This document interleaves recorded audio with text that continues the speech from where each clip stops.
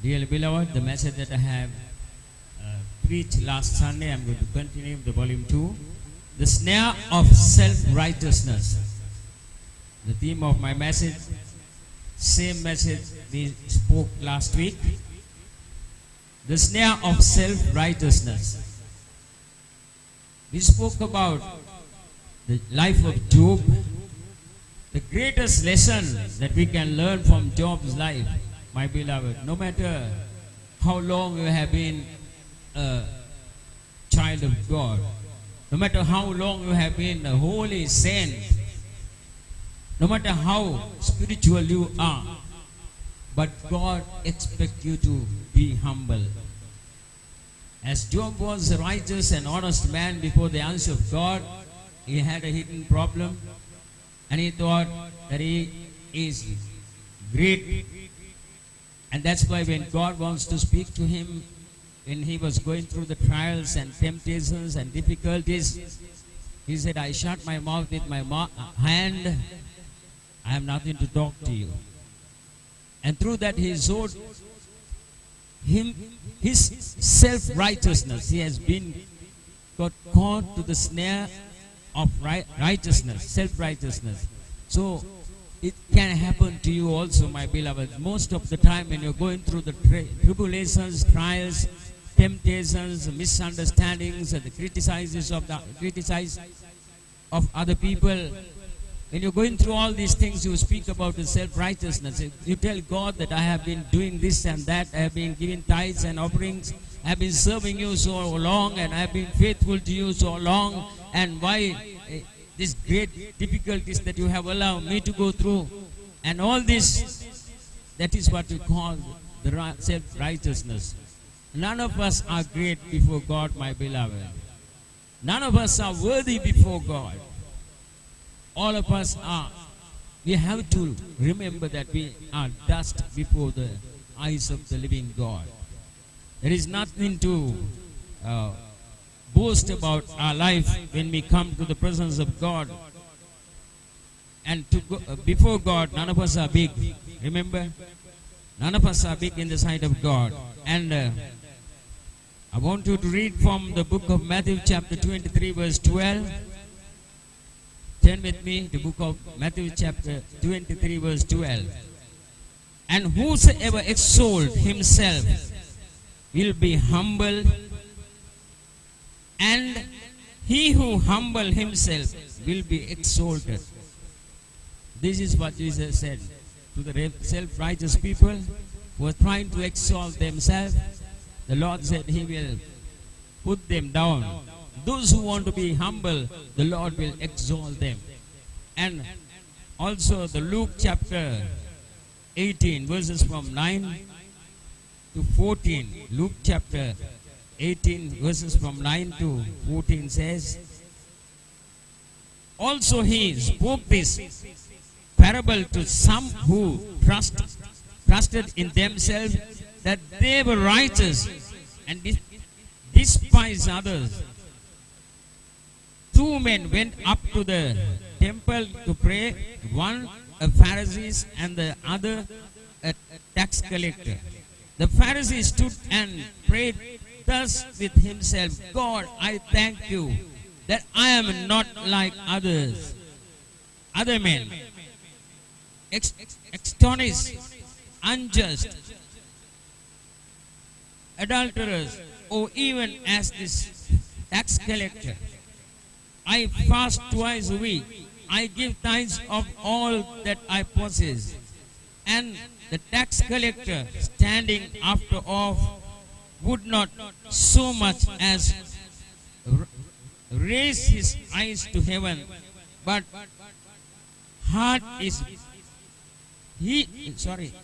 but beat his breast, saying, God, be merciful to me, a sinner.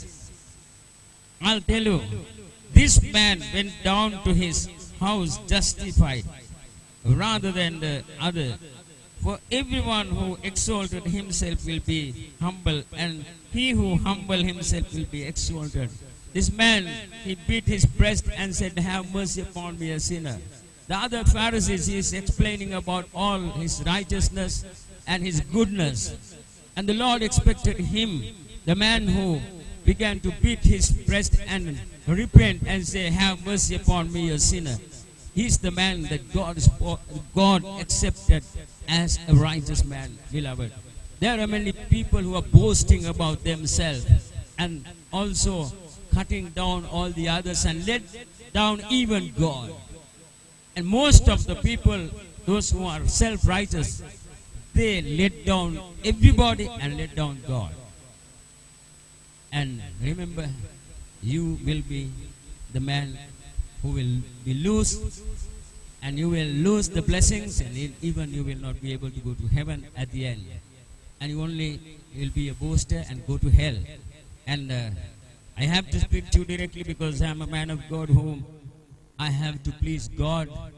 And then when you correct yourself and you will go to heaven and you will be pleased. It's my responsibility to tell you what is right and what is wrong. And that's the reason why that God has appointed me here. And you can judge even the word. You can judge me. There is no problem. But you have to give account to God for what you are doing, my beloved. And some people are, while they are hearing the word, they are judging the man of God and the message. And they think because they are so righteous. What Jesus said to the religious leaders of his day, the Matthew chapter 21, verse 31. Matthew chapter 21, verse 31 says, which of the two did will of his? They said to him, the first. Jesus said to them, surely I say to you that tax collectors and the harlots enter the kingdom of God before you. These sinful people, they repent from their heart. The tax collectors, they think they are righteous, but they are Pharisees. They always speak bad things about the other people. There are so many in the congregation, they spend time while they are criticizing others from morning till night, and they are hurting the Holy Spirit, hurting God, and they do not want to listen to God and do God's will. So be careful, my beloved, all these things, because you say that we are so good. We are not like other people. Thank God for our lives. We are so good. We have to thank God because God is so good, not because we are so good. If we are so good, God will choose us to be the Savior of the world. He will not come here as a Savior, Jesus Christ. He will choose one of you if you say that you are so righteous, and He can make you to be a Savior into this whole world. We boast about ourselves. There are millions in our country. They worship demons and they go to hell every day. And what is the righteousness that we have, my beloved? If we are truly righteous people, we will have heart. We will hear the heartbeat of God about the people who are destroying in this country, and people who are going to hell daily without salvation. And if you are really a righteous person, only first thing that you will hear, the heartbeat of God. What is the last day that you prayed for the salvation of the other people in this country? And even there are some people, even their own family members are not saved, but they are boasting about their righteousness. You have to give account about your spiritual life and about the things that you are speaking and about boasting. Remember this every day in your life. And also, beware of loving the praises of men. There are many people like to hear good things from the other people. But it is very dangerous, my beloved. If you are expecting the praises of people, it will be very dangerous for your life. Turn with me to book of John chapter 5 verse 44. Book of John chapter 5 verse 44.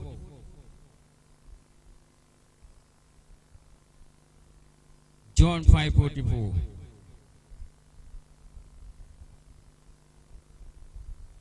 How can you believe who receive honor from one another and do not seek the honor that comes from the only God?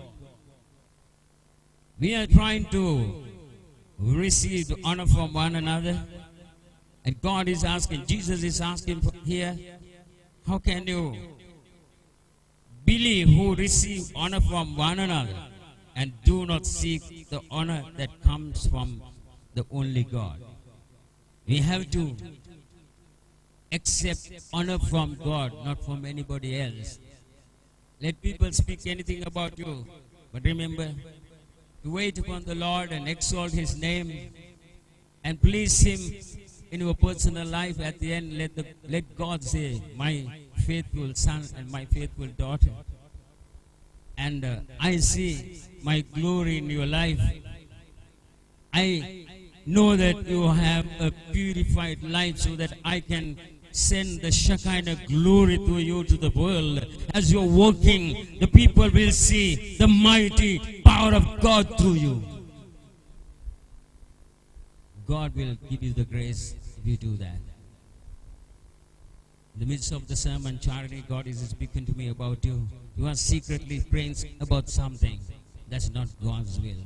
And God wants me to tell you that remove that idea from your heart. It's not from God. And you are always saying, God, please. Now God has spoken to you very clearly.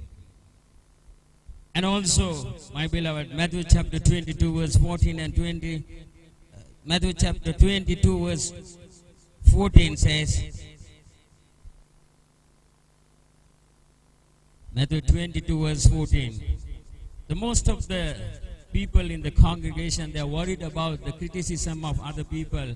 When they criticize about them, they are sorry about their life and they are worrying about it. And they want to correct others and say, don't speak about me like that, I'm not like that, and I'm a good person, and I'm this and that. The Bible says, and let people criticize you as they want. And if you're a true Christian, we will not try to go and correct and say your side to everybody.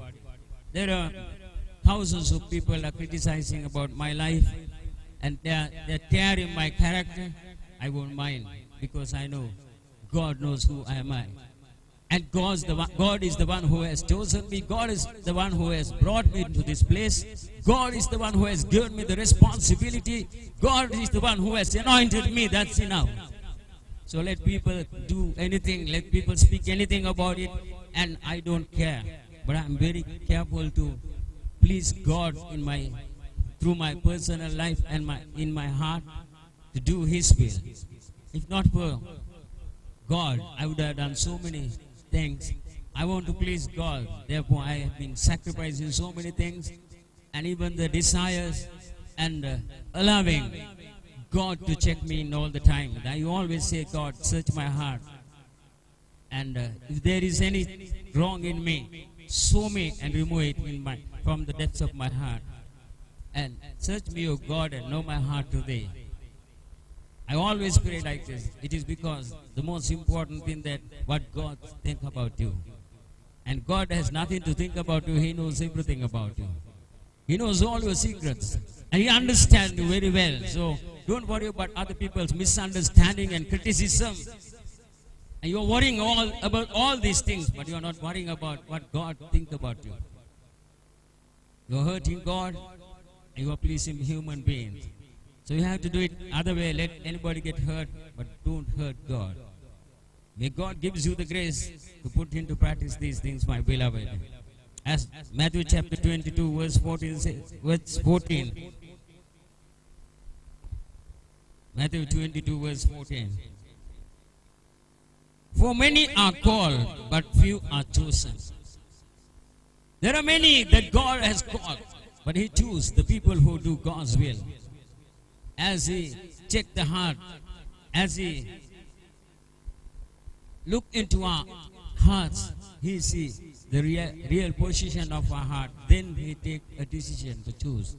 So even though you may have called this morning, but my beloved, have a proper life that God can choose you and use you for His glory. And the 1 Peter chapter 5 verse 6 says, when the right time comes, God will exalt you. While all the other people are criticizing you, when the time of God comes, God has a time for everything. He will lift you up. And when you turn to book of Isaiah chapter 6, I do not want to read the whole chapter, And Isaiah chapter 6 says, the prophet Isaiah saw God's presence. And he says, after he has been seen the presence of God, and he says, woe to me, because he realized that he is unworthy to see the presence of God. There are so many in the church today, they say, I'm worthy, Lord. You have to use me, you have to answer me because I'm worthy. That's the self-righteous person's prayer. That's the way they pray. But the prophet Isaiah, after he had seen the presence of God, he said, so I said, woe is me, for I have undone, because I am a man of unclean lips, and I dwell in the midst of a people of unclean lips. When he has seen the presence of God in a mighty way, with the glory of God, he says, woe to me. I'm an unworthy person to see his presence. I have unclean lips. And I live among the people who are having unclean lips. An angel of the Lord come down and take dark coals and from the fire and cleanse his lips. And the verse 7 says, and he touched my mouth with it and said, behold, this has touched your lips. Your iniquity is taken away, and your sin purged.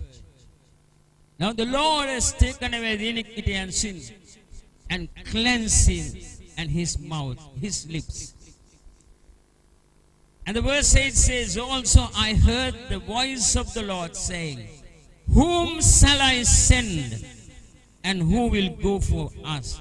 Then I said, here am I, send me. This is the way that God will choose you, my beloved. A man who realized that I have unclean lips. I am unworthy before the presence of God. My qualifications is unworthiness, uncleanness. I'm unclean, unworthy. That's the qualification God needs. He will cleanse with the fire of the Holy Spirit and purify with the power of the Holy Spirit. And he will take you as instruments in the mighty hand of God. May God bless you with these few words.